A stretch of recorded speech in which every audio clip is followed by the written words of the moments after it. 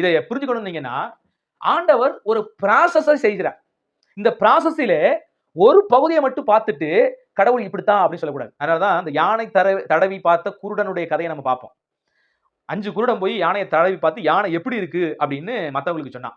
ஒருத்தன் கால மட்டும் ஏன்னா கண்ணு குருடு. கால தடவி பார்த்துட்டு, யானை வந்து பெரிய தூண் மாரி இருக்குதுங்க அப்படின்னு சொல்லிட்டு போயிட்டான். ஒருத்தன் காத தடவி பார்த்துட்டு, யானை வந்து ஒரு பெரிய முறம் மாரி, சொடகு மாரி இருக்குதுங்க அப்படின்ட்டு போயிட்டான். ஒருத்தன் தும்பிக்கையை தடவி பார்த்துட்டு, யானை உலக்க மாரி இருக்குதுங்க அப்படின்னு ஒருத்தன் போயிட்டான். ஒருத்தன் போய் நல்லா யானையினுடைய வயித்து தடவி பார்த்துட்டு, யானை பானை மாரி இருக்குங்க அப்படின்னு போயிட்டான். ஒருத்தன் வால தடவி பார்த்துட்டு, யானை குச்சி மாரி இருக்குங்க அப்படின்னு போயிட்டான். ஆக மொத்தம் இந்த 5 பேரும் குருட்டு போயிடுவ. 5 நபரும் சொன்ன விஷயங்கள் ஒரு பகுதி தானே ஒழிய, அதாவது யானையுடைய ஒரு பகுதி தானே ஒழிய, முழுமையை அவர்கள் சொல்லவில்லை. அது மாரி ஆண்டவர் வேதாகமத்திலே ஒரு பெரிய ப்ராசஸ் செய்கிறார். ஒரு முழுமை ஒன்று இருக்கிறது. ஆதியாகமம் முதற்கொண்டு வெளிப்படுத்தின விசேஷம் வரைக்கும் அந்த முழுமை இருக்கிறது. ஒட்டுமொத்த முழுமையும் பார்க்கும்போது தான் தேவன் யார், எப்படிப்பட்டவர் அப்படிங்கிறத புரிஞ்சுக்க முடியுமே ஒழிய, ஒரு பகுதியை மட்டும் பார்த்துட்டு கடவுள் இப்படித்தாங்க அப்படின்னு நம்ம பார்த்தோம்னா அது முடிவு பெறாது. ஒரு சில இடத்துல நான் கோபப்படுவேன்.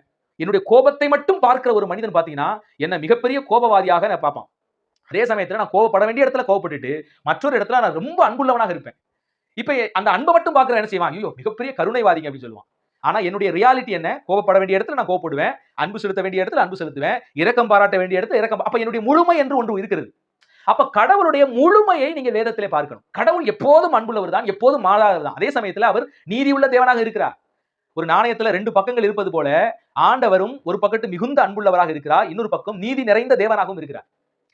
எப்ப மனுக்குல விழுந்து போச்சோ, அப்பயே மனுக்குலத்தின் மேல ஆண்டவர் கருணை வைத்து தம்முடைய ப்ராசஸ துவங்கிட்டார்.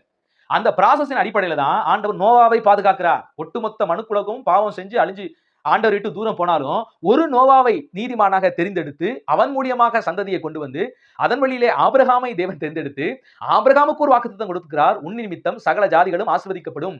நீ எப்படி விசுவாசத்தினால் குழந்தை பெற்றாயோ, அதுபோல விசுவாசத்தினால் ஏராளமான ஜனங்களை நான் கொண்டு வரப்போகிறேன். ஜீவனுக்குள்ள கொண்டு வரப்போகிறேன். ரட்சிப்புக்குள்ள வரப்போகிறேன் என்கிற திட்டத்தை ஆபிரகாமுக்கே தேவன் வெளிப்படுத்தி, அதன் வழியிலே யூதா ஜனங்களை தேர்ந்தெடுத்து, அந்த யூதா ஜனங்கள் மூலியமாக இயேசு கிறிஸ்துவை பிறக்க வைத்து, அந்த இயேசு கிறிஸ்து மூலியமாக முழு மனுக்குலத்துக்கும் ரட்சிப்பை. இது வந்து தேவனுடைய பெரிய ப்ராசஸ் திட்டம். இந்த திட்டத்தை முழுமையா அறிஞ்சுக்கிட்டவங்க தான் கடவுள் யார் என்று சரியாக உணர முடியும்.